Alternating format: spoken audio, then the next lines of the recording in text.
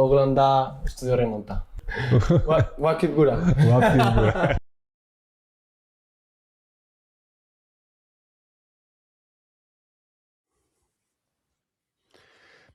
Dzień dobry, poniedziałek, Studio Reymonta. Witamy bardzo serdecznie w kolejnym tygodniu, tym razem po drugim meczu ligowym. Wisła w Pruszkowie remisuje 1-1 z ekipą Pogoni Grodzisk Mazowiecki.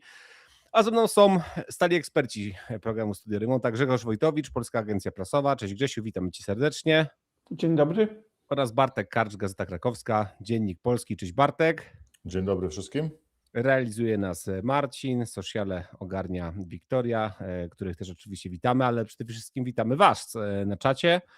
Witamy naszych widzów programu Studio Reymonta.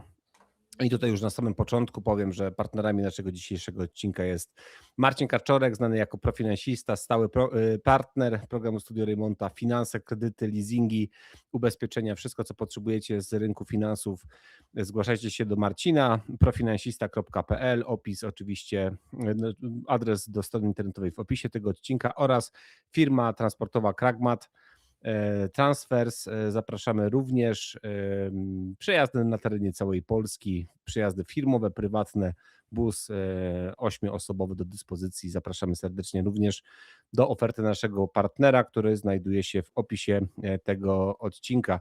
Bartek, to tak na początek, czy nie zamarzłeś, chłopie? Jak się czujesz, powiedz, po tej wyprawie do Pruszkowa, bo no z tego co słyszałem, to odczuwalna chyba tam -10, tak, podczas spotkania. Coś koło tego, ale nie zamarzłem. Przygotowany byłem dobrze na takie warunki, więc było ok. Zawsze to podkreślam, że w takich sytuacjach, że nic nie przebije słynnego meczu z 2011 roku w Gdyni z Arką. To było, tak powiem, taki wzór ekstremum, co się może dziać na meczu. Tutaj aż tak zimno nie było, choć troszkę wiatr na trybunie prasowej zawiewał, ale nie powiem, żebym przemarzł jakoś do szpiku kości, bo byłaby to nieprawda. No, byłem na tyle ciepło ubrany, że dałem radę i uważam, że jak na tą porę roku warunki były całkiem przyzwoite i do grania, i do oglądania tego spotkania, więc tutaj jakby no, z tej strony było wszystko ok. Grzesiu, tylko remis czy aż remis z przebiegu gry? Z przebiegu gry to chyba aż remis, ale generalnie no, nie powiem, żeby ten mecz mnie w jakikolwiek sposób zadowolił. No, na pewno liczyliśmy po meczu z Tychami, że forma drużyny pójdzie do góry, że będzie to lepiej wyglądało jak wyglądało. No, dawno, szczerze mówiąc, nie widziałem Wisły tak zagubionej jak przez te kilkanaście minut w drugiej połowie po stracie bramki, gdzie po prostu no, rywal robił praktycznie co chciał. Przez jakiś czas nie było stosownej reakcji, no i stąd taki wynik, a nie inny. Mogło być gorzej, przy odrobinie szczęścia mogło być lepiej, został remis i tyle. Trzeba się z tym pogodzić. Ja bym powiedział, że ani aż, ani tylko, po prostu remis. Sprawiedliwy remis dwóch drużyn, które miały w tym meczu różne momenty. Oczywiście Grzesiek w takich sytuacjach zawsze będzie krytykował wszystko w czambu, a ja chcę zwrócić uwagę, że do przerwy Wisła mogła prowadzić 2-0, bo tak samo miała sytuację. Liczy się to, co w siatce. Od tego jest bramkarz, żeby bronił. W tym przypadku Letkiewicz się oczywiście poza błędem, który popełnił nie tylko on przy straconym golu, ale w pozostałych sytuacjach zachował się tak, jak się miał zachować, wybronił to, co miał do wybronienia i tyle. No, możemy tak samo dywagować, co by było, gdyby Rodado się lepiej zachował w dwóch sytuacjach. W pierwszej połowie Wisła prowadziła 2-0 w ogóle. Inny obraz by tego meczu był. No, tak jak powiedziałem, no, były różne fragmenty tego spotkania. Uważam, że patrząc na nie całościowo jest po prostu remis dwóch drużyn, które są w czołówce tabeli pierwszej ligi i tyle. No, w Pruszkowie póki co żadnej drużynie z tej ligi się nie udało wygrać z Pogonią Grodzisk. Były takie, które dzisiaj są typowane do nawet drugiego miejsca, a zbierały łomot po 4-0, bo tak tam zakończyła Miedź Legnica mecz, więc po prostu remis. No, Wisła nie wygra wszystkich meczów, wiemy to i zawsze to podkreślamy. Nie wszystkie mecze zagra na swoim top poziomie, natomiast Wisła jest dzisiaj zespołem na tyle dobrym, że nawet jak nie ma swojego dnia, wczoraj go nie miała, to potrafi wyciągnąć z takiego meczu w sumie niezły wynik, no bo za taki trzeba uznać ten remis. To jest po prostu kolejny krok do awansu, tak trzeba ująć. No. 2 tygodnie temu startowaliśmy, czy nawet nie 2 tygodnie temu, tylko tam, no wiadomo, jak przed meczem z Tychami. 9 dni pewnie, nie? Można 9 dni powiedzieć. Tak. z poziomu przewagi 10 punktów nad trzecim miejscem. Dzisiaj tych punktów jest 12 i 2 kolejki mniej, więc Wisła po prostu zrobiła kolejny krok do Ekstraklasy tym remisem. Nawet jeżeli mankamenty w grze były, a były oczywiście, i rzeczywiście te kilkanaście minut po przerwie było słabe po prostu w wykonaniu Wisły, była pogubiona. Ten fragment po tym straconym golu, tak? Była kręciła wtedy. Była pogubiona i dopuszczała do sytuacji pod swoją bramką. Grodzic wtedy rzeczywiście przycisnął, no ale powtórzę, koniec końców Wisła z tego się wybroniła. No. Raz wybronił Kolej z linii, dwa razy świetnie interweniował Letkiewicz. No, to są wszystko elementy gry w piłkę nożną i jeżeli ktoś mówi, że Wisła mogła przegrać ten mecz, no mogła przegrać, gdyby Pogoń wykorzystała te swoje dobre chwile. Ich nie wykorzystała, no, ale równie dobrze można przyjść ktoś inny i powiedzieć, że Wisła mogła ten mecz spokojnie wygrać, bo do przerwy miała 2-3 świetne okazje i mogła zamienić je na gole i w ogóle nie byłoby kwestii po przerwie już, nie dyskutowalibyśmy o tym, że musiała gonić wynik. No, tak się ten mecz układał w tych warunkach, jakie były. Wydaje mi się, że z przebiegu gry po prostu jest sprawiedliwy remis, pokazują to też statystyki obustronne. Nie wydaje mi się, żeby Wisła tutaj, nie wiem, w jakiś sposób szczęśliwy ten mecz wygrała, zremisowała. No ona go po prostu zremisowała, bo sobie na to zapracowała. Potrafiła w momencie, kiedy się pojawiły tarapaty, bo się pojawiły w drugiej połowie, wyjść z tego obronną ręką.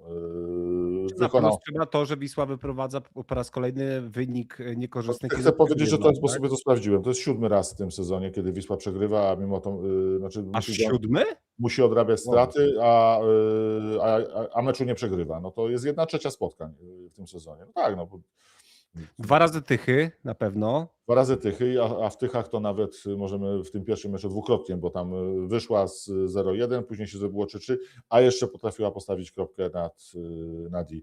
No, nie mam tej listy przy sobie w tym momencie, ale no możemy się pobawić. No, na pewno Grzesiu, dawaj z głowy, bo ty masz dobrą pamięć. No, na pewno to były 3 ostatnie mecze plus Tychy, to już mamy 5.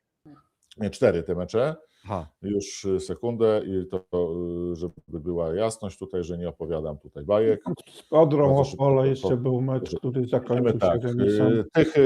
Tychy to jest raz, liczcie. Później mamy mecz z Odrą Opole, dwukrotne odrobienie strat, zakończył się remisem. W Łęcznej Wisła też przegrywała, mecz wygrała. To macie już, dobrze mówię, 3 mecze, tak? 3. Z Wieczystą 4. I 3 ostatnie to jest 7 spotkań, w których Wisła przegrywała, a meczu ostatecznie nie przegrała. Jeszcze był z Polonią Warszawa, gdy się nie udało. Ale ten mecz przegrała. No to przegrała też w Legnicy z Miedzią i wtedy tych strat nie odrobiła skutecznie, no ale 7 razy w sezonie to jest sztuka, to pokazuje, że ten zespół jest silny mentalnie i potrafi sobie radzić z tymi swoimi problemami. Więc podsumowując, jeśli mówimy o mankamentach, jakie były wczoraj w meczu Wisły, bo były, to były też plusy, że w nie najlepszym swoim dniu Wisła potrafiła na bardzo trudnym terenie przynajmniej za 1 punkt zapunktować, to jest po pierwsze.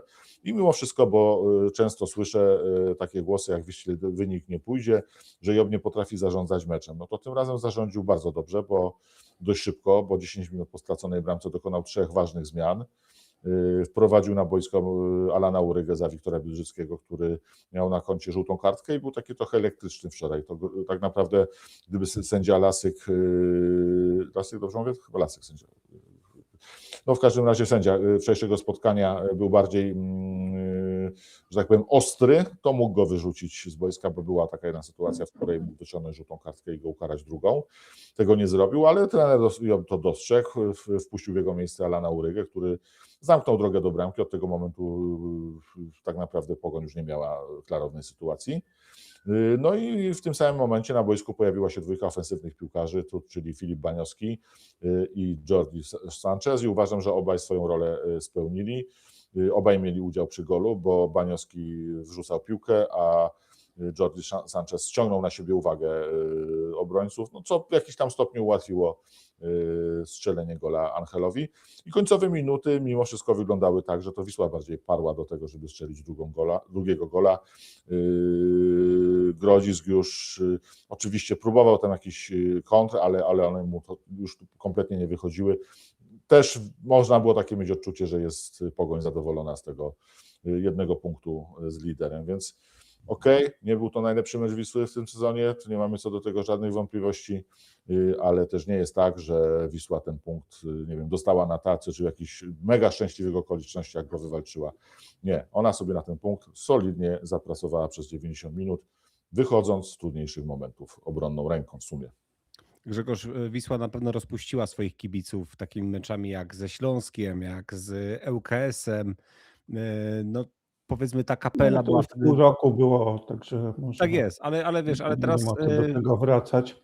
Wiesz, jak to się mówi, że sezon to jest maraton, to nie jest sprint, tylko to trzeba konsekwentnie budować punkty, zdobywać te kolejne oczka do tabeli. Czego twoim zdaniem zabrakło, żeby zdobyć 3 punkty właśnie w Pruszkowie? Cały czas chcę być w Grodzisku, bo to jest naturalne, że raczej drużyny grają w swoim mieście, to jest inaczej. Czego zabrakło i czy nie wiem, no wiadomo jak tutaj wśród kibiców Wisły często zdarza się tak, że jak jest tylko, nie wiem, remis, nie daj Boże porażka, to tutaj już gdzieś jakieś bicie na alarm. Czytałem różne opinie, że drużyna słabo przygotowana. No jak dla mnie to, co mówię, są 2 mecze, są 4 punkty i przewaga nad tym 3. miejscem, czyli najważniejsze to, żeby być w tej pierwszej dwójce, jeszcze się powiększyła, więc no, jak dla mnie... Nie powiększyła się, została taka sama. No jak się nie powiększyła, Grzesiek, no proszę cię, nie twórz trzecie miejsce? No oczywiście, że się powiększyła, no było 10 punktów po rundzie jesiennej, no 12. Ale ja mówię o ostatniej kolejce. A de facto jest 13, bo masz lepszy bilans z Grodziskiem, no więc można być malkontentem, ale nie ale ja nie jestem malkontentem. Ja uważam, że w tej kolejce się nie powiększyła po tej kolejce. Masz lepszy bilans. Ja mówię Grzesiu, spokojnie. Mówię, jak startowały rozgrywki, tych punktów było 10, teraz jest 12, a patrząc na to, że Wisła ma korzystny bilans z Pogonią, de facto jest 13. No. De facto jest 13, więc wiesz, jak twoja opinia na ten temat? Czy dlaczego Wisła nie wygrała tego meczu? No było kilka rzeczy, które zawiodło. Przede wszystkim zawiódł środek pola, IGBKM Karbo nie zagrali tak dobrego meczu jak z Tychami. IGBKM zrobił 2 koszmarne straty, które mogły zakończyć się golem w pierwszej połowie po jego jakiejś takiej zabawie bezmyślnej. Szczepania go mało gola nie strzelił, uratował tam Letkiewicz, to była jedna z lepszych jego interwencji, o której się też trochę zapomina, bo to był bardzo groźny strzał. W drugiej połowie też zrobił stratę, po której była bardzo groźna sytuacja. Karbo też nierówno grał, no i do tego dochodzi Kacper Duda, który już w sparingach widać było, że nie jest w najwyższej formie, potem przyszła kontuzja, nie trenował, teraz wrócił do treningów, no ale o ile może fizycznie jest jeszcze okej, czy blisko okej, to piłkarsko jest nie najlepiej. No i jak mamy 3 ludzi w środku pola, którzy no nie są w najlepszej dyspozycji, no to trudno dominować, trudno wygrywać. No, do tego troszkę słabszy mecz Kuziemki, który próbował, szarpał, no ale to nie jest tak, że mu zawsze będzie wszystko wychodzić. Tym razem mniej mu wychodziło niż ostatnio. No i trochę nerwowa gra w obronie.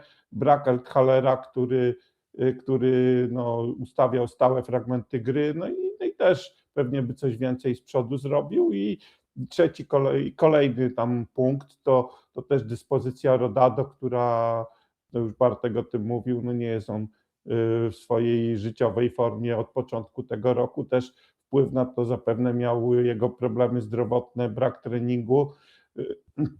Dobrze, że się wreszcie przełamał, no ale w pierwszej połowie jako snajper zawodził, bo zmarnował 2 okazje dobre, które powinien przynajmniej jedną z nich wykorzystać. Też słabszy mecz Duarte, i stąd się to wszystko wzięło. No, można się zastanawiać, no, dlaczego aż tylu zawodników zagrało gorzej niż przed tygodniem, no, ale tak było. No i dlatego, jeśli tyle czynników naraz nie wypali, to jest taka gra, jaka jest, no i taki wynik, jaki był. Tyle chyba.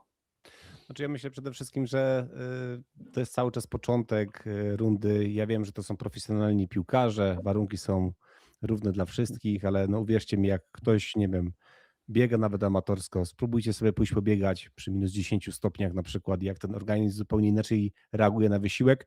Dlatego ja jestem bardziej w tym teamie, że doceniam ten jeden punkt i uważam, że patrząc kontekstowo na całą tabelę, jest to po prostu punkt bardzo cenny, zdobyty na trudnym poziomie. Wisła mogła ten mecz przegrać, mogła go równie dobrze tak samo wygrać. Mówiliśmy o tym, że wystarczyło wykorzystać, Bartek, tę sytuację w pierwszym składzie, w pierwszej połowie, o której mówiliśmy. Wystarczy sobie obejrzeć obszerny skrót z tego spotkania. Faktycznie tych sytuacji Wisła sobie stwarzała, bo mówię też o tym, że Mariusz Job mówił nam w piątek na konferencji prasowej, że to był jeden z tych elementów, że chciał, żeby tych sytuacji bramkowych było więcej stwarzanych przez Wisłę. Było więcej niż meczu nawet z Tychami, tylko no, po prostu zawiodła skuteczność. Tu już Jasiek powiedział o tym, że znaczy ja też, że Angel Rodado no, nie jest tej swojej top, powiedzmy, dyspozycji. Strzelił gola i tak mu dałeś piątkę. No bo tak, no bo on zagrał przeciętny mecz, a poza tym dałem mu piątkę, bo pamiętam te niewykorzystane sytuacje, to naprawdę były dobre okazje. No, myślę, że normalnie w takiej swojej topowej formie, no, to powtórzę, no, pewnie by wykorzystał obie i byśmy w ogóle dzisiaj rozmawiali w innych nastrojach, bo znając życie, Wisła by prowadziła 2-0, cofnęła się, tworzyłaby się jej przestrzeń do grania za plecami, no pewnie by wygrała ten mecz, ale tego nie zrobiła. Zgadzam się z Grzegorzem odnośnie drugiej linii, że ona zagrała słabiej całościowo. Też skrzydła właśnie nie funkcjonowały, bo Maciek Kuziemka, nawet tak chwilę z nim rozmawiałem po meczu, no nie był sam zadowolony ze swojej postawy w tym spotkaniu, bo on próbował driblingów, ale one mu tym razem nie wychodziły. Po prostu był stopowany przez obrońców Pogoni. No Duarte też zagrał słabszy mecz, no i tak, no całościowo się to wszystko złożyło na taki, a nie inny wynik, co nie był to mecz, który będziemy wspominać latami, tak bym to ujął, całościowo. No. Pogoń też ma swoje jakieś atuty, argumenty, jest dobrze poukładanym zespołem, powtórzę, ona nie przegrała meczu u siebie, więc to też jest zespół, który w tej lidze sobie dobrze radzi. Faktem jest, że chyba to był 5. mecz i bez zwycięstwa. Więc to też nie jest tak, że nie ma swoich mankamentów. No, koniec dnia wyszedł z tego remis. Trzeba po prostu podsumować jakieś tam wnioski z tych błędów, starać się jak najszybciej wyciągnąć i zacząć myśleć o meczu z Wieczystą, który już w najbliższy piątek, i postarać się go z perspektywy Wisły po prostu wygrać. I myślę, że dla na przykład Wieczystej to też będzie taki pierwszy bardzo, bardzo poważny test w tym roku, bo przypomnę, że do tej pory grała z drużynami, które walczą o utrzymanie, czyli z Puszczą i wczoraj i tydzień wcześniej z... Dla mnie zagrała z Puszczą, Wieczysta zagrała dla mnie słaby mecz, mówiąc szczerze. Bardziej słuchałem niż oglądałem, bo wracałem z Pruszkowa wczoraj. Ja też Bartek bardziej słuchałem niż oglądałem. Ale był komentarz do tego meczu no dość usypiający, co świadczy o tym, że nie działo się aż tak wiele.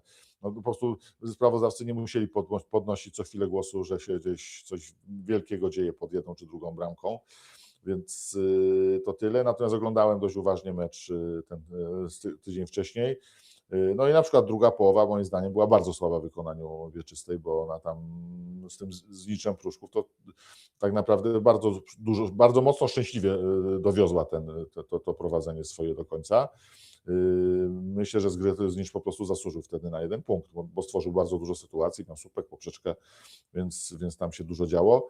No zobaczymy, jaką dyspozycję pokażą drużyny w najbliższy piątek wieczorem. Myślę, że duża mobilizacja po obu stronach barykady i taka chęć pokazania, jak to w derbach, że się jest lepszym od lokalnego rywala. Natomiast jakby ktoś mnie zapytał dzisiaj, jak przewiduje, jak się ten mecz zakończy, jaki będzie jego przebieg, to odpowiem, że po prostu nie mam pojęcia, którą twarz te oba zespoły po prostu w tym dniu pokażą.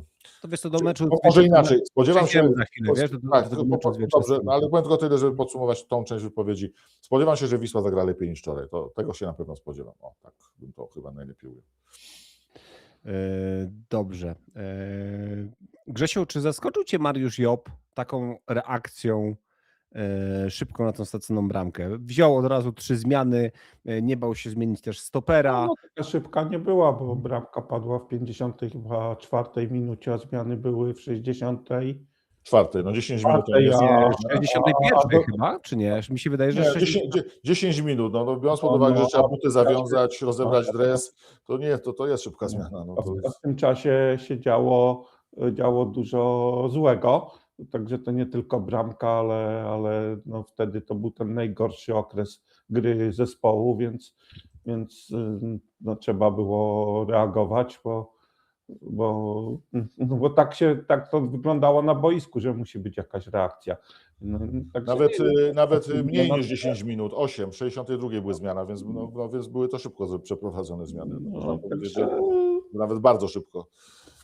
No bardzo szybko to nie, no bo Ale Grzesiek jednak- oczekuje, żeby zawodnicy stali w Nie 11-stopniowym wiem, no mrozie zawodnicy przygotowani się do wejścia na rozgrzewają, w boisko. przerwie się rozgrzewali. Rozgrzewali się, no ale nie będą stać w krótkich Tyle, spodenkach, no. jak jest 11 stopni mrozu, no muszą Ale się ja nie rozebrać. mówię, że miał zaraz zmienić No. zmianę. No, zrobił kilka minut po tym. No. Myślę, że też wpływ na to miało to, co się działo bo bramkę można stracić, ale skoro nie było żadnej pozytywnej reakcji drużyny po stracie bramki, a była wręcz negatywna, bo zaczęła się seria błędów i w ogóle koszmarny okres gry, co zresztą sam trener Mariusz Job mówił, że to był najgorszy okres gry po stracie bramki na konferencji, więc normalne, że zareagował. No po to jest trener, żeby reagować. I tak pewnie te zmiany były planowane. Znaczy oczywiście pewnie nie takie, że będzie zmieniał Biedrzyckiego. To wymusiła jak gdyby sytuacja boiskowa i jego zagrożenie przed wykluczeniem, przed drugą żółtą kartką. Natomiast wiadomo było, że jakiegoś skrzydłowego trzeba zmienić. Jak się straciło bramkę, to trzeba wprowadzić Sancheza, drugiego napastnika.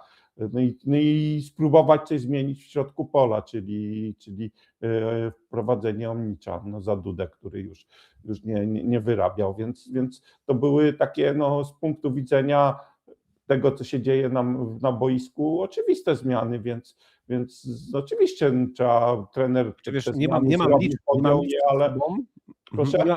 Mówię, że nie mam liczb przed sobą, ale wydaje mi się, że czasem Mariusz Job nie tak chętnie reagował. Nie reaguje, ale też reaguje na to, co się dzieje na boisku. Jakby było 0-0, to pewnie by czekał z tymi zmianami do 70 minuty, bo zazwyczaj tak je przeprowadza, no ale tutaj mówię, akurat tak się wszystko działo na boisku, że trzeba było reagować i to była dobra reakcja trenera. Absolutnie się z tym zgadzam, że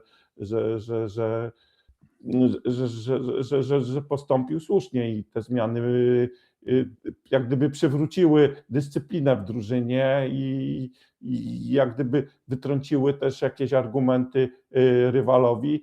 Wisła, nie mówię, że całkiem odzyskała inicjatywę, ale na pewno ten najtrudniejszy okres uspokoiła to, co się działo, więc za to trenerowi należy się plus. No i tyle. Cóż tu więcej można na pewno... Jeśli można mówić o jakimś zaskoczeniu, choć oczywiście wszystko jest związane z obserwacją zawodników na treningu i tak dalej, to było to, że wszedł Filip Baniowski, którego w poprzednim meczu nie było nawet w kadrze w tej meczowej, no ale widocznie on już się pokazywał z dobrej strony na treningach i trener mu zaufał. No zresztą też nie miał aż takiego specjalnie dużego pola manewru, bo nie było Althalera, więc miał Nikaja do wyboru albo Baniowskiego, no i dobrze, że postawił na Filipa w pierwszym rzędzie oczywiście. To mi się troszeczkę Oczywiście można było próbować jeszcze jakiegoś wariantu z Lelaveldem, który też tam wchodził na skrzydło, czy mógłby w tym meczu wejść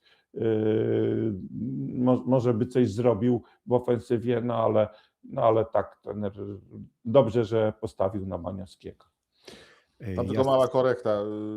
Omicz wszedł za Carbo później, bo, No, tak, oczywiście. bo Dudę zmienił Sanchez i tam nastąpiło przestawienie, Angel zszedł Rodado troszkę niżej, jak na dziesiątkę i ten. Natomiast no, zgadzam się akurat z Grześkiem, że te zmiany po prostu uspokoiły sytuację na boisku i te kilkanaście minut. Natomiast zostały one, myślę, że decyzja została podjęta natychmiast po stracie gola, że nie ma na co czekać, tylko trzeba te zmiany zrobić. No trwało to, jak już tu wspomnieliśmy, parę minut, no bo się musieli chłopaki rozebrać i przygotować przy linii do wejścia. Słuszna decyzja, zresztą to nawet przyznawał trener Stokowiec po meczu z wymianą stopera, bo mogłoby się to skończyć rzeczywiście za chwilę czerwoną kartką i jeszcze większymi problemami, a Alan Uryga wszedł i swoim doświadczeniem wprowadził taki duży spokój w szeregi obronne Wisły. W ofensywie też działał Alan, nie? W ofensywie też działał, tam przy jednym ze stałych fragmentów gry był, no jak to Alan przy rzutach rożnych czy wolnych, jak gdzie dośrodkowanie potrafi się odnaleźć.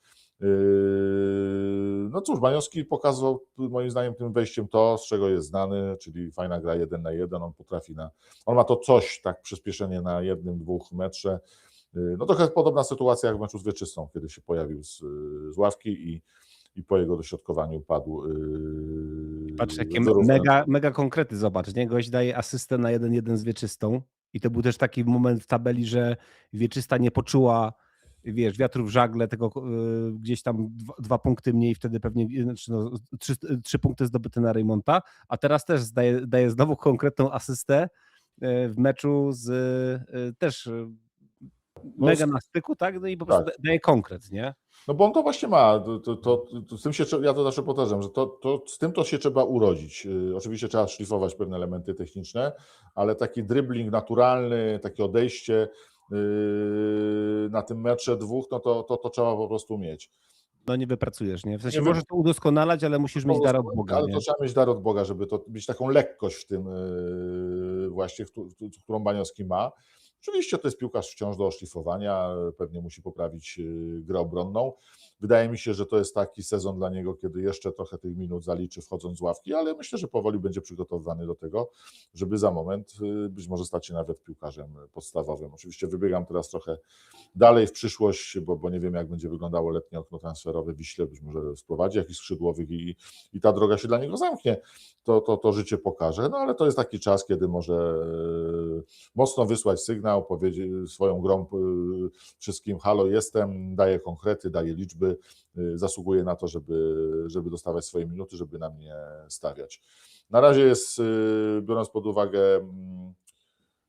średnią minut na boisku do liczb, no to konkrety daje, no bo mówię, nie grał dużo, trochę miał problemy zdrowotne, ale no, dwukrotnie dzięki jego zagraniom Wisła ratowała remis, więc te 2 punkty, można powiedzieć, w jakimś tam stopniu idą na konto tego młodego zawodnika. Uruchomiliśmy ankietę. Wydaje mi się, że teraz dopiero tutaj dzisiaj w ogóle atmosfera w studiu Reymonta troszkę płonie, a teraz dolejemy do tego benzynę. Grzegorz, czy Patryk Letkiewicz był bohaterem tego meczu z Pogonią Grodzisk Mazowiecki? Czy dzięki Patrykowi ten remis trafia do Krakowa? Twoje zdanie, a wy głosujcie na ankietę, tutaj macie na czacie. Za chwilę wyniki podamy. Bohater tego meczu z Pogonią Grodzisk Mazowiecki. Grzegorz, oddajemy ci głos. Ja wiem, czy był bohaterem. Na pewno miał co najmniej 4 bardzo dobre interwencje, takie, które no, można powiedzieć, że ratowały drużynę przed stratą bramki. Natomiast no, źle zachował się przy golu, w sytuacji, w której no, Pogoń strzeliła gola.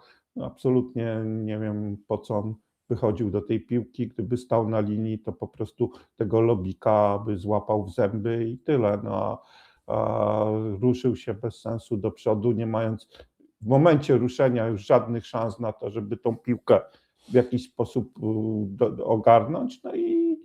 No i stało się. Także no, patrząc finalnie na plus, no ale też jest od tego, żeby coś bronić i to, co miał, to wybronił pozostałe. Także ja tutaj nie nazwałbym go bohaterem meczu, natomiast no, każdy zawodnik popełnia błędy.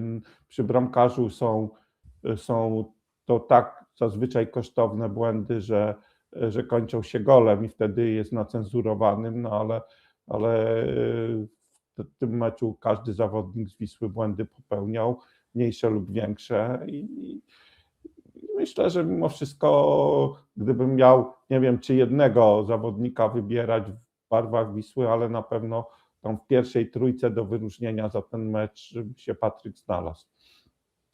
Jaką dałbyś mu ocenę od 1 do 10 Patrykowi za to spotkanie? No, ja wiem, 6. Okay. No realnie nikomu bym z Wisły więcej niż 6 nie dał za ten mecz, więc i tak by to było chyba najwyżej. Jasne.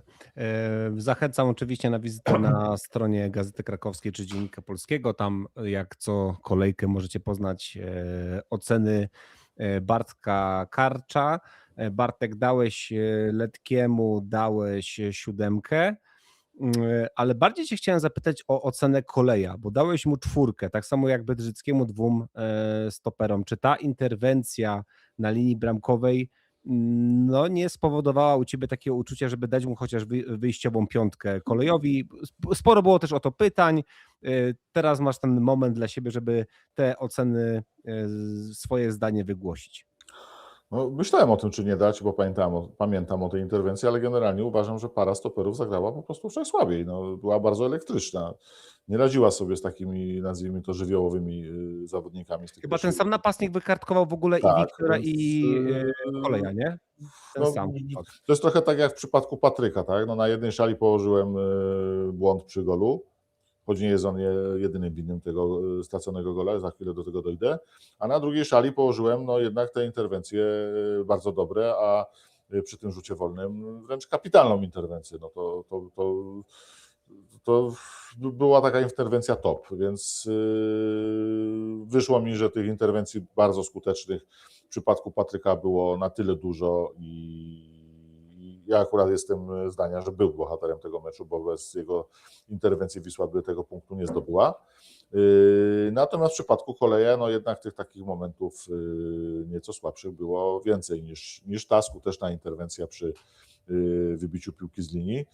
Uważam też, że jest współwinnym straty tego gola, bo on był przy niewiadomskim i nawet nie powalczył z nim za bardzo w powietrzu, a jak ktoś widział z bliska obu panów, to wie, że Kolej ma dużo lepsze warunki fizyczne niż Kuba. I tutaj myślę, że mógł zrobić zdecydowanie więcej. Bartek, wejdę się na chwilkę w słówko.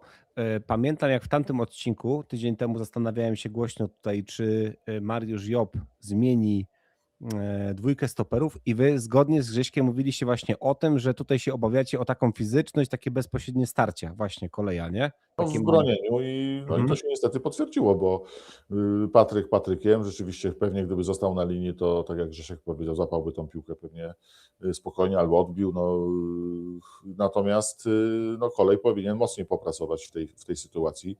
Być może wtedy ten strzał nie byłby tak precyzyjny, bo by nie miał tyle swobody Kuba Niewiadomski, żeby tą piłkę uderzyć, bo to nie było też jakieś mega mocne dośrodkowanie, to był taki bardziej taka techniczna wrzutka po to, żeby właśnie spróbować przelobować wychodzącego bramkarza, zmusić go do błędu, no ale żeby ten Kuba mógł nadać odpowiedniej siły rotacji tej piłce, no to musiał mieć w tym powietrzu też trochę swobody i tutaj widzę, że Kolej mógł zrobić po prostu więcej w tej sytuacji i tyle, więc do tego jak dodamy to, co miał pretensje trener Job, że zbyt dużo poszło ich do muru, no też pewnie to jest jakiś element. Pytanie, ale Bartek, kto tym zarządza? Kurde, bo to taki błąd trochę... No wiesz co, nie wiem, czy to bramkarz zarządza, czy oni między sobą ustalają, no to pewnie dopytamy o to jeszcze trenera przed meczem z Wieczystą, jak to wygląda ta kuchnia. Natomiast biorąc pod uwagę rzeczywiście miejsce i odległość tego rzutu wolnego, nie wiem, po co ich tam 3 stało. Myślę, że wystarczyło, aby stało 2, a Biedrzycki po prostu poszedł w pole karne i próbował tam powalczyć w powietrzu. Być może Przede by się wszystkim, udało tego nie powinni do tego muru, jak już ustawiali, to właśnie Koleja postawić, jak chcieli, a Biedrzyckiego do ewentualnej walki No też taką przy korektę można główce. było, bo gra lepiej głową. To trener mówił, że jakie są wady i zalety Koleja, że Kolej jest bardzo dobry przy wyprowadzaniu piłki, przy takim interweniowaniu na wyprzedzenie poza polem karnym, natomiast w polu karnym często zdarza mu się gubić krycie, zdarza mu się słabo gra głową wbrew pozorom, przegrywa pojedynki, no i tutaj po prostu nie wyskoczył, a skoro Biedrzycki jest najlepszym zawodnikiem w Wiśle, jeśli chodzi o grę głową, to on powinien tam stać, a nie marnować go do muru. I no zresztą widać było, że zawodnicy, że można było spodziewać się strzału, bo to była taka odległość, że będzie strzał, ale widać było, że zawodnicy Pogoni wprowadzili w pole karne dość dużo zawodników. Można było, nie wiem, jakoś próbować, nie wiem, coś ze Spalonym, wyżej tą linię obrony ustawić, nie tak blisko bramki. No, wszystko, no śmialiśmy się tydzień temu z tego, jak GKS Tychy bronił stały fragment gry przeciwko Wiśle, po której padł trzeci gol, natomiast no tutaj no, można się po prostu pośmiać z tego, jak Wisła to broniła, czy pośmiać, tak wyszydzić, bo była to nie jeden błąd, ale seria błędów i tyle. No. Od komunikacji po wykonanie, więc No dziwny błąd na tym poziomie. Wszystko tutaj zawaliło sprawę. Znaczy generalnie ja bym to podsumował w ten sposób, że Wisła ogólnie, bo to wymieniliśmy już te poszczególne elementy, które zadecydowały o tym, dlaczego ten gol został stracony. Dodałbym jeszcze bezsensowny faul, który tam miał miejsce, bo w ogóle tego wolnego mogło nie być. I chyba Kacper Duda tam faulował, z tego co pamiętam. Jeżeli się mylę, to mnie poprawcie. No i zbyt łatwo ten gol stracony. Po prostu no, Wisła sobie nie może pozwolić w tak prosty sposób strzelać bramek i tyle. Nie? Myślę, że to jest materiał do analizy, no bo Wieczysta ma jednak gdzieś tam z przodu te armaty i siłę ognia i będzie pewnie próbowała zaskoczyć Wisłę też w ten sposób. No i też pamiętamy oczywiście ten pierwszy mecz Wieczystej, tak, przy Reymonta. No, tak No naprawdę nie grali, jeden stały fragment gry, masz 1-0 i potem jazda w ostatniej minucie strzelasz na 1-1, nie? Więc tutaj no, te stałe fragmenty gry są na pewno mega ważne. Mamy wyniki ankiety. Bohater meczu wybrany przez Was, Patryk Letkiewicz, 68% ankietowanych, a jest prawie 800 osób na czacie. Więc dosyć duża próbka statystyczna. Szczerze mówiąc, ja też skłaniam się ku temu, żeby właśnie Patrykowi dać i taki apel trochę, wiecie co, bo to jest tak, to jest młody chłopak przede wszystkim, pozycja bramkarza, jest młodzieżowcem, miał bardzo taki trudny moment wtedy, kiedy złapał tą taką serię kiepskich występów, wypadł z bramki, wskoczył za niego wtedy Broda, teraz znowu on wygrał tą rywalizację czy coś. Dajmy też czasami chłopakowi po prostu pograć. Kurczę, Wisła jest liderem, z dużą przewagą.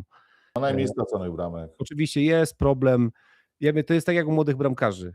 Letki potrafi zawalić, ale potem robi jakąś taką interwencję, tutaj nawet z Grzesiem rozmawialiśmy przed wejściem na antenę o tej interwencji z wolnego. Naprawdę ma papiery na granie, tylko trzeba dać jakiś tam margines, po prostu szansę na to, że można popełnić jakiś błąd. W ogóle tak jest z młodymi zawodnikami, mi się wydaje, że naprawdę no tutaj Wisła w tej sytuacji, w której jest, to na pewno nie będzie tak, że jakby Wisła nie zrobiła awansu, to nie zrobi go przez bramkarza, zwłaszcza, że pamiętam słowa Grzegorza, który miał tutaj taką statystykę, że bramkarz powinien zrobić ileś punktów w sezonie, żeby drużyna awansowała. I ja myślę, że pewnie Grzegorz ze 3-4 takie mecze myślisz, wymieniłbyś, gdzie Letki robi te punkty dla drużyny, czy nie bardzo? Chyba nie. No ale czekaj, z Odrą Opole? Ja nie pamiętam już tak dokładnie, czy on coś tam Dobra, ratował. no ale No, na przykład gdyby nie jego interwencje, to Wisła by mogła wrócić z zerem na przykład teraz, nie? Z tego meczu z... może, no trudno też powiedzieć. No, oczywiście, no, padł ten gol, potem były te sytuacje, ten młyn, gdyby ten gol nie padł po jego między innymi błędzie, może by nie było takiego okresu chaosu, może Pogoń się wtedy nakręciła i tak dalej. Ja po prostu nie chcę go tutaj krytykować. Wisła znowu tych meczów jakoś tam dużo nie przegrywała, a jak wygrywała, to raczej w miarę pewnie te mecze, które miała, więc ja tu nie będę mówił, że on tam jakieś punkty Wiśle uratował, czy nie uratował. Na razie jeszcze nie wiem, w tamtym sezonie na pewno miał świetną interwencję w meczu z Wartą Poznań, gdzie rzeczywiście uratował zwycięstwo. Natomiast tu aż tak sobie nie przypominam, żeby jakieś tam, nie wiem, mecze od jego interwencji zależały, ani przynajmniej te ostatnie. Broni solidnie, każdy popełnia bramkarz błędy, nawet najlepsi, nawet doświadczeni bramkarze mają po prostu swoje jakieś tam słabsze momenty. Zresztą w tej chwili bramkarze są trochę przez to rozgrywanie piłki wystawiani na taką próbę, mają po prostu jak gdyby więcej możliwości do tego, żeby te błędy popełniać. Gra jest oparta na większym ryzyku od tyłu, więc te błędy się zdarzają. To jest podobno wkalkulowane przez sztaby szkoleniowe, więc mówię, no ja w Ekstraklasie w tej kolejce znowu też były te bramki, babole po rozegraniu piłki od tyłu, więc Grabara, który ma bronić w barażu w reprezentacji Polski, no, zrobił taki błąd w meczu ligowym, gdzie wyrzucił piłkę ręką do rywala przy wprowadzaniu i padł z tego gol. No każdy bramkarz, tak samo jak każdy zawodnik, jakieś tam błędy popełnia. Mówię, na razie... Wiesz, pokaż mi bramkarza, który nie popełnia błędów. No mówię, dlatego też na razie jakoś te jego błędy negatywnie nie zaważyły na wyniku, natomiast czy on tak w 100% jakiś mecz uratował, to w tej chwili tak mi trudno odpowiedzieć z pamięci. Nie trzeba było usiąść, wiesz, tak dokładnie, no nie wiem, mi się gdzieś wydaje, że oczywiście pamięć jest zawodna, ale mam takie wrażenie, że na pewno były takie mecze, że mówiliśmy, że po prostu, że Patryk to jakoś trzymał i no może nie, że wyratował, ale w sensie, że trzymał dany wynik. Dobra, zostawmy w każdym razie bohater meczu według Socios, według widzów Studia Reymonta, to coś oznacza w takim razie, że kibice też doceniali klasę Patryka. Bartek, ja tylko dodam, tak podsumowując ten wątek, no nie zapominajmy o tym, że abstrahując od tych kilkunastu minut wczoraj słabej gry, kiedy Wisła została przyciśnięta przez Pogoń Grodziec, że Wisła wciąż pozostaje drużyną z najmniejszą liczbą straconych bramek i to nie jest tak, że to jest jakaś niewielka różnica, jak się z kimś ściga. No, Wisła nawet 20 bramek nie straciła w tych 21 kolejkach. Drugi w tej klasyfikacji jest Chrobry Głogów, który stracił bramek 20, a później długo nic, no więc trzeba to też docenić, że w tym aspekcie Wisła w tym sezonie po prostu jest mocna i to też zasługa bramkarzy, bo nie zapominajmy, że sezon zaczynał Kamil Broda, później miał trudniejszy moment, doszło do zmiany w bramce, natomiast to też na jego konto idzie. 17 bramek w 21 kolejkach to jest świetny wynik po prostu. Ja powiem jeszcze taką może trochę kontrowersyjną sprawę i rzecz. Też weźcie to oczywiście trochę w nawias, ale zobacz jak to wygląda, jak grasz na jakiej pozycji. Bo Rodado nie strzela 2 goli do przerwy, no i to okej, jesteś napastnikiem, twoja sprawa, znaczy no możesz coś strzelić, możesz czegoś nie strzelić i tak dalej, nie? A tutaj grasz na takiej pozycji jako bramkarz, tak? Zawalasz jedną rzecz i gada o tym całe środowisko, nie? No więc to też troszkę... No tak, no ale myślę, że staramy się tutaj jednak obiektywnie ocenić. Tak, więc ja to... Wczorajszy mecz, zresztą widać po tych głosowaniach, że kibice też docenili dokładnie jego pozostałe interwencje, więc No nie, no Letkiewicz ogólnie po tym meczu z Pogonią jest idolem mojego syna na przykład, z którym oglądałem. I potem Patryk też na kanapie myślę. musieliśmy robić też takie loty po kanapie właśnie jak Letkiewicz i mój synek 5-letni Michaś, który dzisiaj też jest teraz na badaniach w szpitalu, więc na pewno Michaś to oglądasz, bo oglądasz każdy program, więc cię pozdrawiam bardzo serdecznie, bądź dzielny razem z mamą, ale bardzo przeżywał ten uraz Patryka Letkiewicza i tutaj też pisaliście chyba celnie na czacie, że ta zmiana potrójna była opóźniona też właśnie z racji tego, że nie było wiadomo, co będzie z Letkim dalej, tak mi się wydaje. Mogło tak być, ale nie zgłaszał po meczu chyba nic poważniejszego, więc nie wiem, czy tam rzeczywiście, być może rzeczywiście gdzieś tam coś poczuł, jakiś ból, ale też no, wiecie jak to jest, jeżeli piłkarz czasami czuje, że zespół wpadł w tarapaty, Jadą z nami po piłkarzu. jadą z nami, to czasami mądrze jest poleżeć te pół minuty, minutę, dać sobie oddech, złapać trochę rytmu, wrócić do równowagi. To też czasami się przydaje i wszyscy tak robią na całym świecie. No taki jest też element piłki nożnej. Słuchajcie, że No, wpadł na ten słupek, jakiś tam ból poczuł, natomiast no... bo barkiem chyba uderzył, tak? Natomiast no, niekoniecznie to od razu się musi związać z kontuzją. No, po prostu czuje człowiek ból, przez chwilę to boli, to leży, potem przechodzi i tyle. No. Powiem tak, mam nadzieję, że uścisk dłoni po meczu tej dłoni z tego barku miał mocny, więc jak się witaliśmy, więc myślę, że wszystko jest w porządku.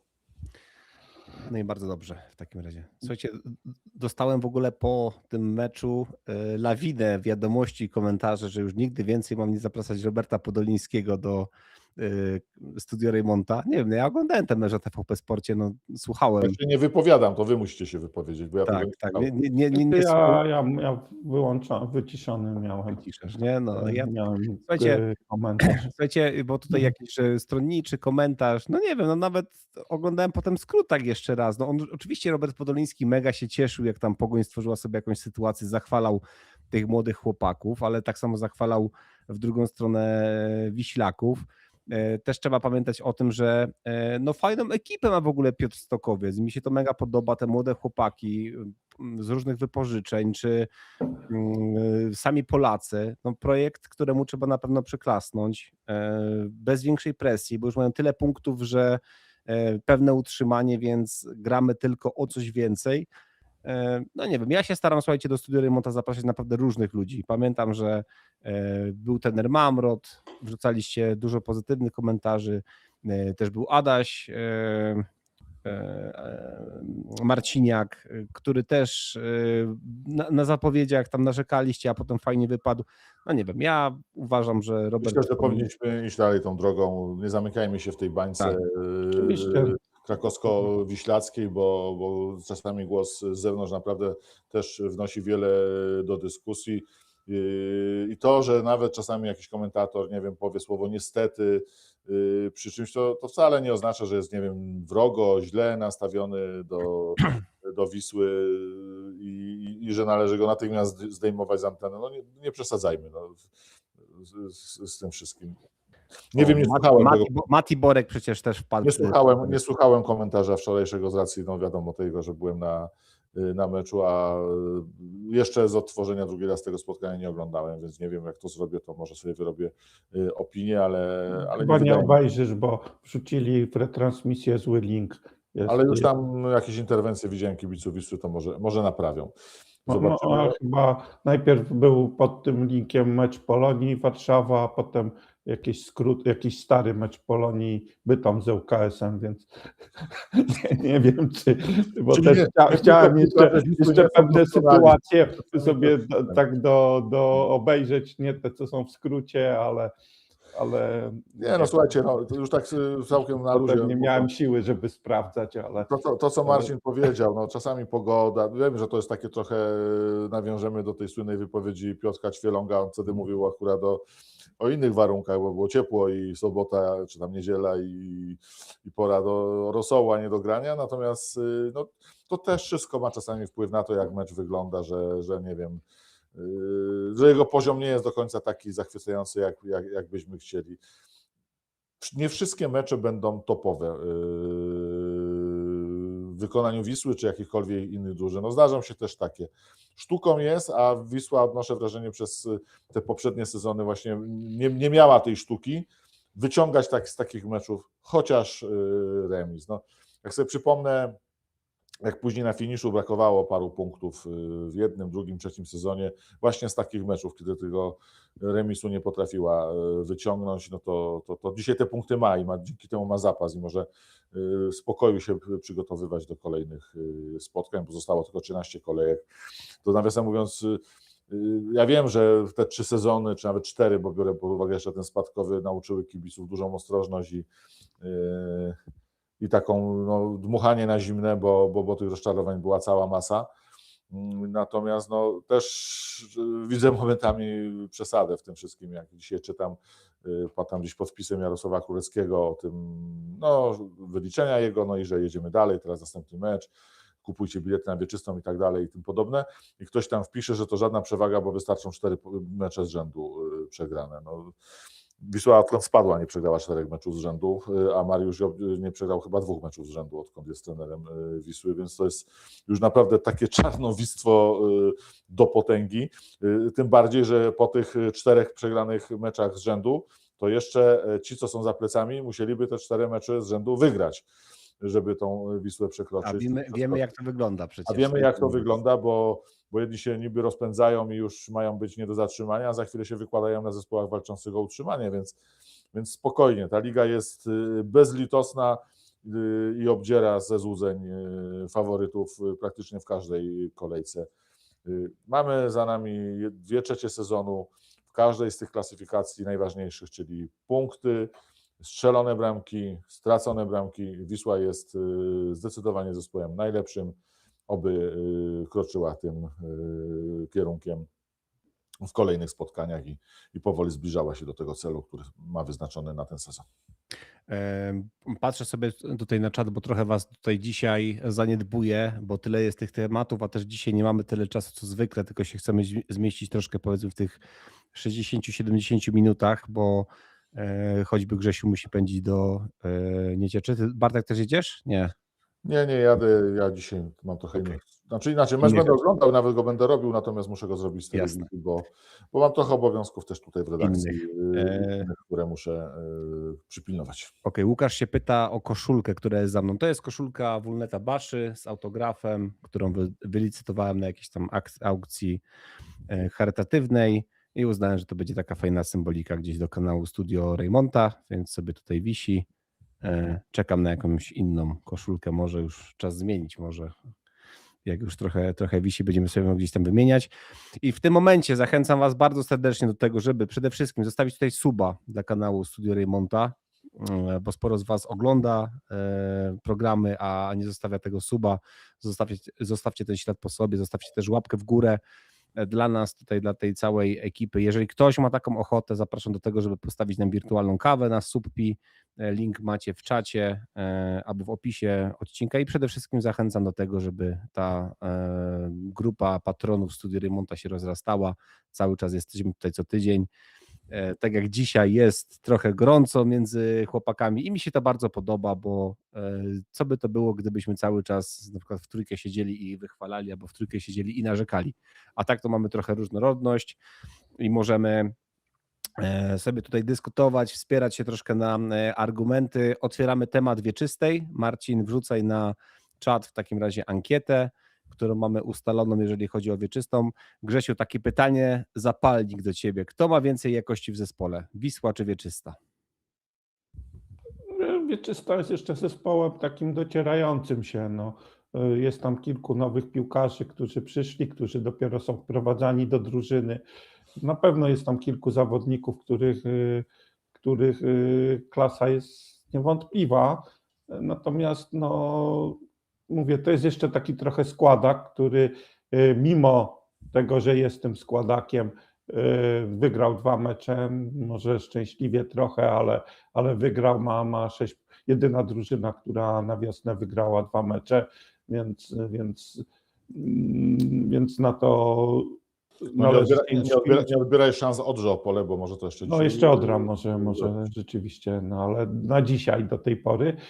No i Oczywiście mieli trochę też szczęścia, bo nawet w tym meczu z Puszczą Niepołomice to tak po prostu ta Puszcza straciła 2 gole w 8 minut, tak jeden po stałym fragmencie, drugi to po prostu takie jakieś kuriozum, jak się tam obrońca Puszczy dał obiec Semedo, jak tyczka slalomowa w polu karnym, to się rzadko zdarza, takie coś. No i potem ta Puszcza strzeliła gola na 2-1, miała nawet jakieś okazje, żeby wyrównać, no ale kontra Wieczystej, strzał Carlitosa, no ten bramkarz Puszczy no ma niestety problemy z bronieniem jakichś strzałów w krótki róg, bo to była taki bardzo podobny strzał do tego, taka szmata jak puścił z Kuziemki, strzał Kuziemki w meczu w Niepołomicach, gdzie też mu Maciek strzelił w krótki róg i on to przepuścił i tu było dokładnie to samo.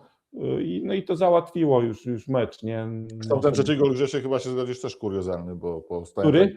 Ten trzeci, po stałym fragmencie Puszczy, która fatalnie rozegrała swój rzut wolny chyba, tak? Dobrze pamiętam? No to ja mówię o tym trzecim golu, to był trzeci gol, Tak, ale bo mówiłeś, że drugi kuriozalny, ja mówię, że trzeci również, no bo oni mieli tak, swoją szansę, a zrobili kontrę przeciwnikowi. Nie?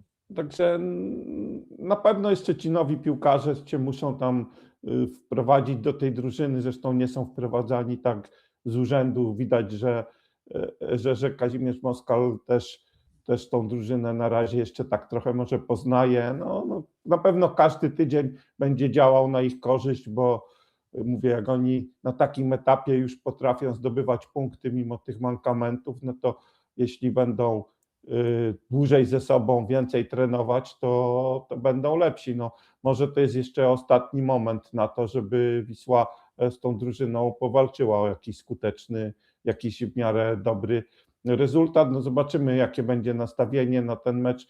Nie tak troszkę po tym meczu w Pruszkowie, tak trochę, bo to wszystko to, co my mówimy, to jest okej, nie, że tam dobry remis i tak dalej, natomiast ja bym tak trochę oczekiwał takiej większej złości, takiej na siebie ze strony piłkarzy Wisły, że bo generalnie do tej pory było tak, że każdy mecz, który Wisła nie wygrała, kończył się taką wewnętrzną jakąś taką złością na siebie, że nie osiągnęliśmy celu i myślę, że takie wkurzenie na siebie, że mieliśmy ten słabszy dzień, że nie udało się wygrać i żeby to jakoś przełożyć. Natomiast tak w tych wypowiedziach to piłkarzy to tak trochę słyszałem takiego właśnie to, co my mówimy i co jest z boku racjonalne, że no dobra, jest remis, krok do przodu, ale ja tutaj też tak trochę chciałbym nawiązać do takiego artykułu Michała Treli sprzed tygodnia,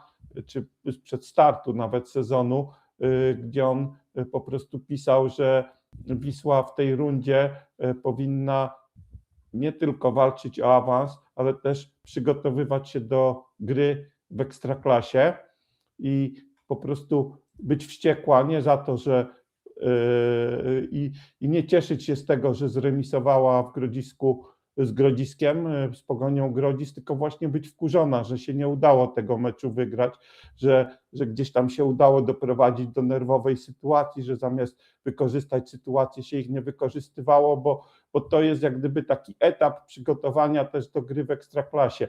I Wisła tak powinna podchodzić, żeby ten okres nie tylko wykorzystać jako czas walki o awans, ale też czas na przygotowanie się i stawiać sobie poprzeczkę po prostu wyżej.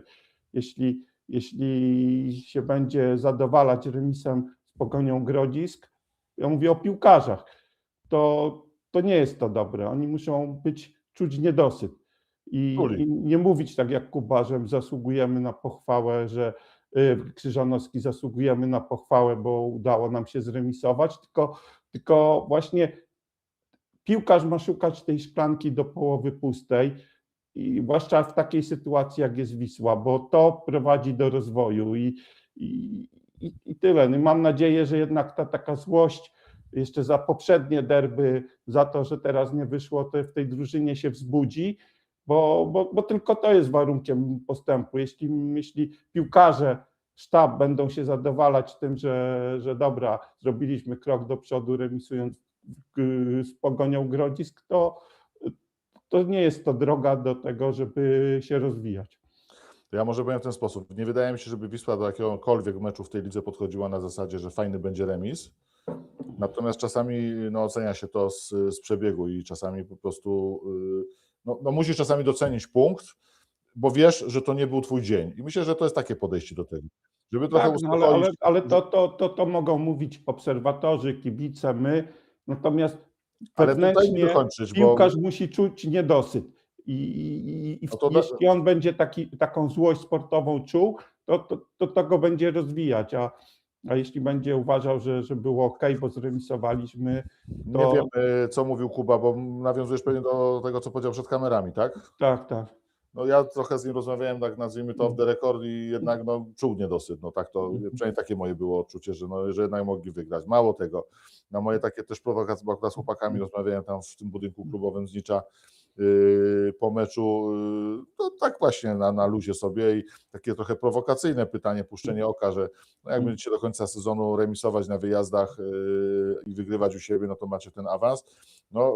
I Maciek Kuziemka i Kuba wręcz się oburzyli na takie stawianie sprawy, że absolutnie, że oni chcą w każdy mecz wygrywać i nie będą się zadowalać takim układem, więc tutaj bym był o to spokojny i dodam tylko jeszcze tyle odnośnie tego, o czym mówisz o zbliżającym się meczu z Wieczystą, bo zrobiłem też rozmowę, chwilę porozmawiałem wczoraj z Kacprem Dudą, nawiasem mówiąc zapraszam, myślę, że tak do pół godziny maksymalnie po zakończeniu naszego programu opublikuję z nim tą rozmowę. On nawiązuje do tego dokładnie, o czym ty powiedziałeś, że w nich jest ogromna, bo to raz wraca, tak, bo się zbliża ten z Wieczystą i on wręcz użył, że do dzisiaj są mega źli na to, że tamtego meczu, kiedy tak dominowali nad Wieczystą, nie wygrali i że to w nich tkwi i że zrobią wszystko, żeby tym razem tą swoją wyższość nad lokalnym rywalem na boisku udowodnić. Oczywiście to są słowa, ale na dzisiaj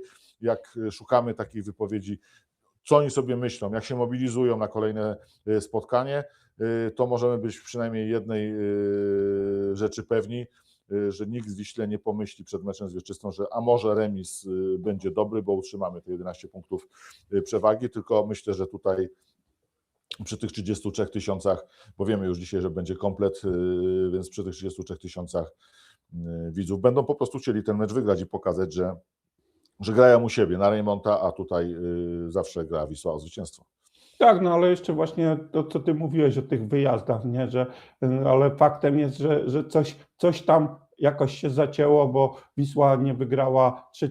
ligowego meczu wyjazdowego, a licząc jeszcze Zawiszę Bydgoszcz to 4, a tam była porażka i to dotkliwa, więc 4 wyjazdy bez zwycięstwa z 1 porażką, czyli jakiś tam problem z tymi wyjazdami się pojawia. Widać, że drużyna gra zdecydowanie gorzej, że są jakieś problemy na tych wyjazdach, a przypominam, że będą coraz, może nie, ale Wisłę czekają bardzo trudne wyjazdy i to takie prestiżowe mecze dla tych drużyn, gdzie oni pojadą, więc to takie zarzekanie się tych piłkarzy jest ok, że oni to widzą, ale jakiś problem do rozwiązania też jest z tymi wyjazdami. Z jednej strony jest, z drugiej strony odwołam się do liczb.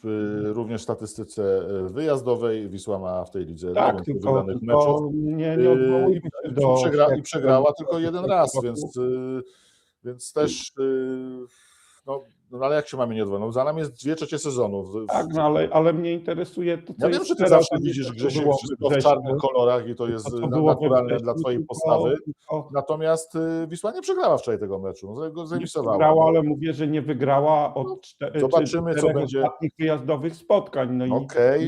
Zobaczymy, co będzie 7 i żadnym z nich nie było nawet bardzo blisko zwycięstwa, bo przypominamy sobie mecz z ŁKS-em, gdzie ten remis był po prostu szczytem możliwości z tego, co drużyna tam pokazała i mam trochę inne zdanie. Mogło też być, gdyby tam sędzia dał karnego, ale generalnie żadnych... No właśnie, nie mówię, że był szczytem możliwości, bo byś też rzut karny w tym meczu należał. Mecz. W Siedlcach w trudnych warunkach, nawet trudniejszych niż wczoraj, też jej się należał rzut karny i pewnie by go wygrała ten mecz. No więc też patrzmy na to w taki trochę obiektywny sposób, że też czasami nie wszystko zależało od Nie, no, ale nie był to mecz, którym można się chwalić w Siedlcach. No.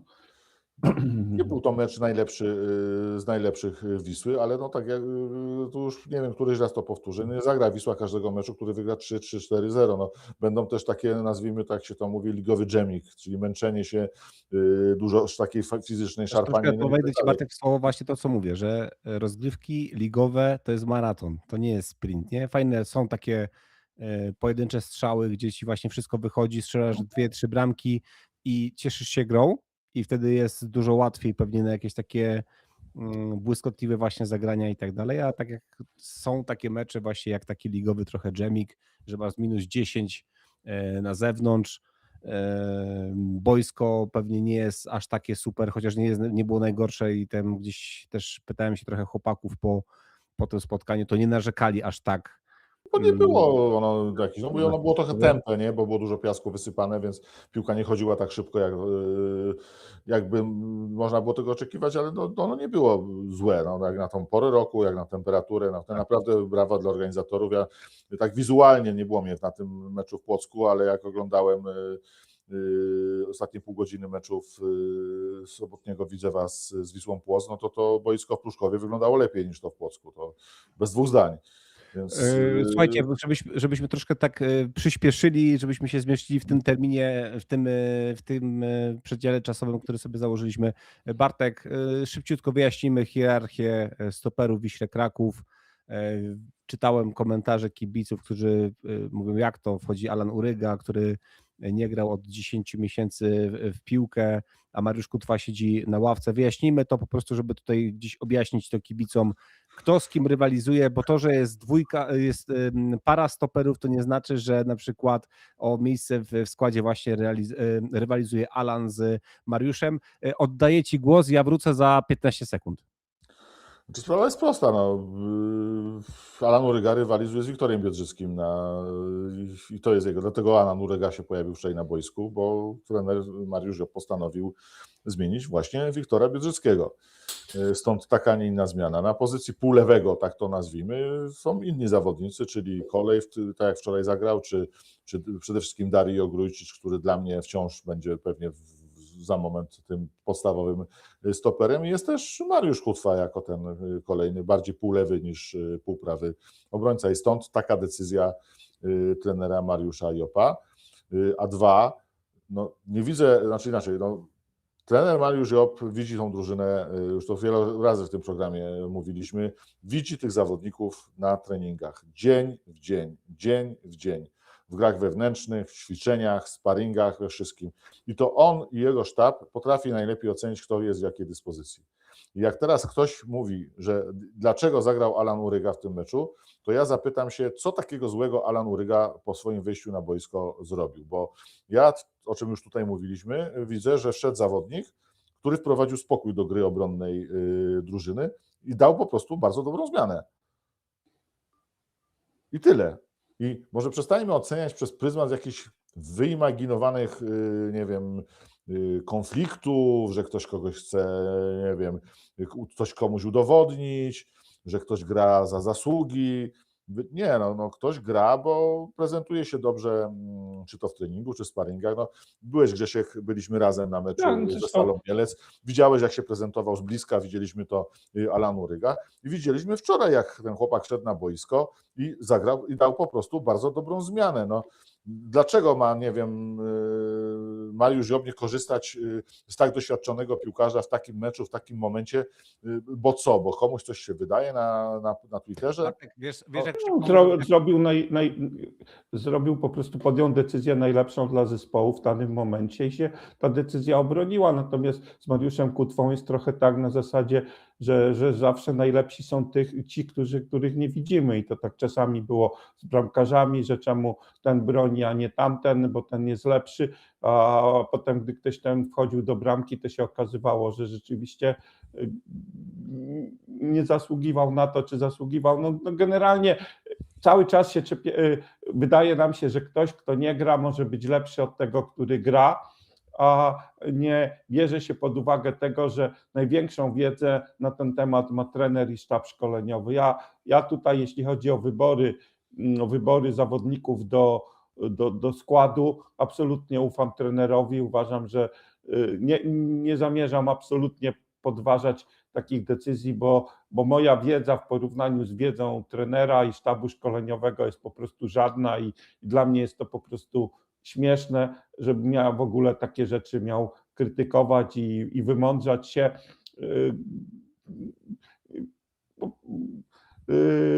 żebym zrobił tak, a nie inaczej. Po prostu, jeśli trener uważa, że ten zawodnik jest w danym momencie lepszy i oczywiście to czasem na boisku nie wychodzi, bo ktoś stawia na danego piłkarza, a ten piłkarz akurat zawodzi, no ale to nie jest, to jest każdy mądry przed meczem, po meczu, natomiast przed meczem trzeba czasem być mądrym, no ale trener musi podejmować decyzje na podstawie jakiejś wiedzy, a tą wiedzę ma największą i wierzę, że podejmuje najlepsze decyzje. A tak swoją drogą jestem bardzo ciekaw, jak na ten mecz z Wieczystą ta obrona zostanie zestawiona, bo myślę, że tutaj będzie miał trener najwięcej Ja myślę, że potem będzie zmiana stoperów. Tak do tego będzie miał najwięcej jakichś takich zagadek, jak to rzeczywiście zestawić i jestem ciekaw, ale po prostu ufam, że podejmie po prostu najlepsze i najbardziej sprawiedliwe decyzje.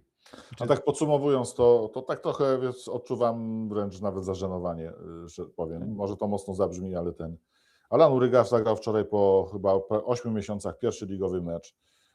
Nie no, 10, bo on chyba to było w maju mu się stała ta kontuzja, Nie, no, tak? No tak, no to jest...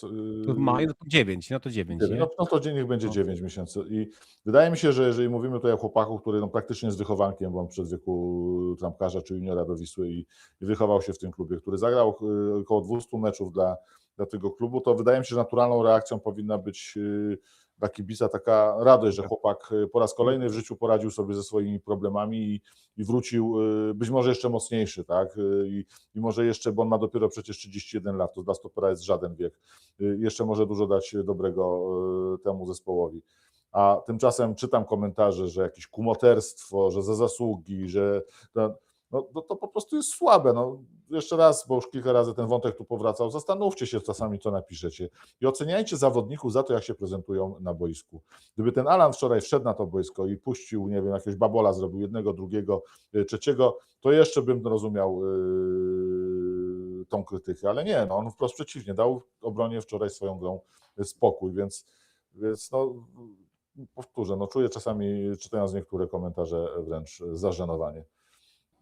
Wiesz co, Bartek, ja myślę tak, że już to parę razy Ci mówiłem, że ja do tego podchodzę naprawdę jako do bańki takiej i takiego naprawdę małego procenta, bo zobacz tak samo ile było negatywnych komentarzy w stronę Patryka, a nagle ogląda nas tam ponad 800 osób na czacie i Patryk 68% ma jako bohater meczu i pewnie już nie będziemy wrzucać dzisiaj ankiety na temat Alana, ale tak mi się wydaje, że ci ludzie, którzy wezmą klawiaturę, napiszą negatywny komentarz, są w mniejszości tylko dlatego, że tym, którzy by mieli go pochwalić, po prostu się nie chce, bo tutaj też są na czacie na przykład Alan to wiślak z krwi i kości, odpier się od niego, więc tutaj jakby te komentarze w stronę Alana też jest naprawdę sporo, po prostu przemówiły liczby, wszedł, zrobił różnicę, uspokoił to wszystko, a też taka, może gdzieś taka ciekawostka, jak ktoś chce szukać tych takich na siłę, jakiś, że to jakiś konflikt, że Mariusz Kutwa coś zrobił. Patrzcie się, Filip Baniowski, młody chłopak, powiedział, że nie wiąże przyszłości z Wisłą, nie podpisze kontraktu, nie poleciał do Turcji, tak? Poszedł normalnie, jak w cywilizowanym klubie, poszedł do rezerw, tam się przygotowywał. Ale muszę tutaj wtrącić. Tam była sytuacja bardzo jasno powiedziana, że ponieważ nie wiążesz z nami przyszłości, no trudno, żebyśmy w ciebie jakoś mocno inwestowali, skoro za pół roku no nam po prostu znikniesz. Ale co jest istotne, to nie był żaden klub Kokosa. Tak, masz On poszedł do rezerw, rozwoju, został tam wzięty pod opiekę bardzo dobrego trenera i jego sztabu, jakim jest Karol Nędza. został traktowany, ja znam trochę kulisów tego, on wręcz był zaskoczony, bo on się właśnie spodziewał, że będzie tam traktowany jako jakieś 5. koło uwozu. Nie. Został traktowany, usłyszał od razu, że naszym celem jest przygotowanie Cię jak najlepsze do sezonu, bez względu na to, jak się ta przyszłość potoczy. Zaczął grać w sparingach i chłopakowi się trochę oczy otworzyły. To też się przyczyniło do tego, że on zmienił zdanie, że jest traktowany po prostu w sposób ludzki, profesjonalny, z poszanowaniem jego kontraktu obowiązującego i tak dalej. No i tak to historia się potoczyła, że zmienił zdanie, podpisał nową umowę, a wczoraj zaliczył asystę. I o tym teraz do tego zmierzam, że jeżeli Mariusz Job w kierunku Baniowskiego pokazuje, że okej, słuchaj, mogłeś tam na chwilę mieć inny pomysł, przemyślałeś sprawę, jesteś młody. Zresztą jak się z Mariuszem Jopem rozmawia o tych młodych chłopakach, to czuć u niego takie zrozumienie dla tych chłopaków, więc naprawdę nie szukajmy jakiegoś tam drugiego dna, że nie wiadomo, co się stało. No, po prostu wydaje mi się, że przez tyle tych meczów, kiedy Mariusz Job prowadzi Wisłę Kraków, to co powiedział Grzegorz, ufajmy mu, bo widać, że on faktycznie widzi tych chłopaków na co dzień i podejmuje te decyzje najlepsze dla zespołu w danym momencie oczywiście. Jestem pewien, że Mariusz Kutwa jeszcze w tym sezonie dostanie swoje minuty, zagra, że Wiśle chcą tego zawodnika rozwijać, poprawiać, tak jak jest z każdym, czy to młodym, czy w średnim wieku, czy nawet tymi starszymi piłkarzami, bo po prostu tak jest. No. A trener musi być sprawiedliwy, na boisku jest 11 miejsc, no, ze zmianami 16, więc nie wszyscy z tak licznej kadry zawsze zagrają. Dobrze, szybciutko skaczemy po tematach. Ertaler, kontuzja, jakiś lekki uraz mięśniowy, nie chcieli ryzykować, ma być gotowy na wieczystą na piątek, to tak na szybko. Kącik koszykarek, Grzegorz. No, tak jak mówimy, chcielibyśmy tutaj mówić o meczu. Prosta sprawa.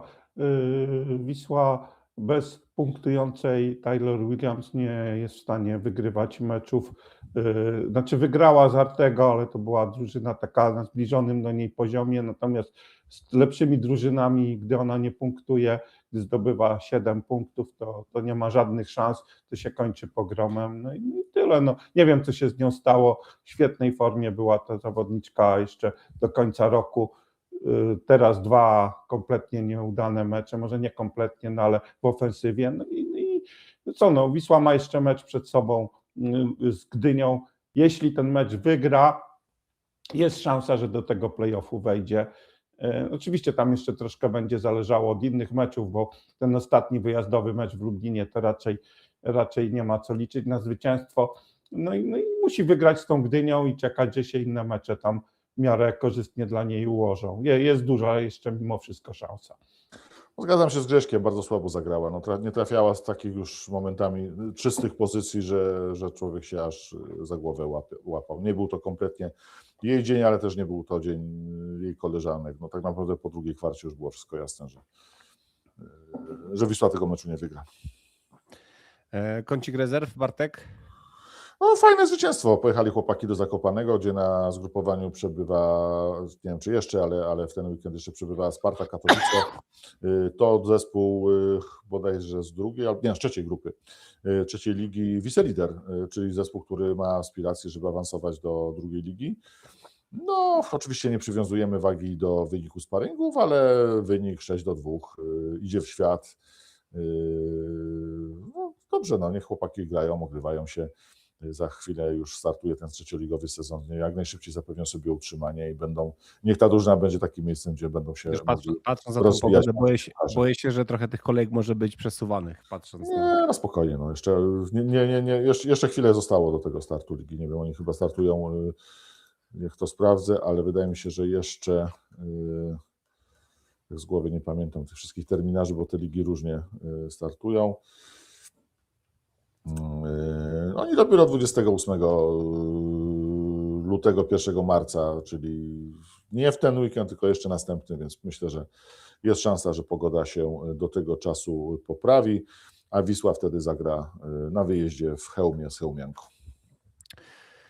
Przypominam, że partnerami dzisiejszego odcinka byli Profinansista, Marcin Kaczorek, zapraszamy na profinansista.pl, leasingi, kredyty, ubezpieczenia, zapraszamy wszystko, jeżeli chodzi o rynek finansowy, nasz stały partner, jest też firma Krak Mat Transfer, przepraszam, zapraszamy na ich stronę internetową, macie w opisie tego odcinka link, nowoczesny bus, przejazdy po całej Polsce, 8 osób, komfort. Zapraszamy serdecznie również do skorzystania z ofert tych firm, nie wiem, jakieś wesela, wyjazdy integracyjne i tak dalej. Zapraszamy do naszego partnera i to wszystko, co dzisiaj przygotowaliśmy dla Was. Myślę, że było gorąco, było merytorycznie, także to jak staramy się to przygotować wszystko w studiu Raymonta. Wiktoria, która obsługiwała nasze sociale, pisze do mnie na WhatsAppie, dzisiaj się dzieje. No działo się faktycznie, realizował nas Marcin. Grzegorz Wojtowicz, Polska Agencja Prasowa. Dziękuję Ci, Grzesiu, bardzo. Dziękuję. Nie zamarznij tam dzisiaj w Nicieczy. Postaram się. Bartek Karcz, Gazeta Krakowska, Dziennik Polski. Dziękuję Ci bardzo. Dziękuję bardzo, Grzesiu. Wybierz ten sprytny myk, co zawsze przy mrozie w Niecieczy i będzie ok. No. Dobrze. Nie pytam jaki w takim razie. Ja nazywam się Marcin Ryszka i do usłyszenia ponownie za tydzień. A nie, czekajcie. Jeszcze jedna rzecz chciałem powiedzieć, bo tutaj piszecie mi, że Robert Podoliński nie cieszył się z bramki Wisły. On się nie cieszył z bramki Wisły, tylko chodziło o tą sytuację tego młodego chłopaka, co poszedł po ochraniacze na ławkę. Tak, No bo to i on też tam ciekawa sytuacja to była. Tak. komentował i mówił, że no jak tutaj ten, no jaki musiał być poziom wkurwienia, wręcz powiem brzydko, ten Stokowca. Był, bo nawiązywał ten Poszedł Stokowiec po po meczu do ochraniacze. tego. Nie, no to mi się w ogóle w pale nie mieści, coś takiego. I to o to chodziło. Nie, już nie szukajmy naprawdę na siłę jakichś pretensji u Roberta Podolińskiego. Dobra, kłaniamy się, do zobaczenia za tydzień w poniedziałek. Miejmy nadzieję, że keyboard będzie grany. Trzymajcie się, cześć.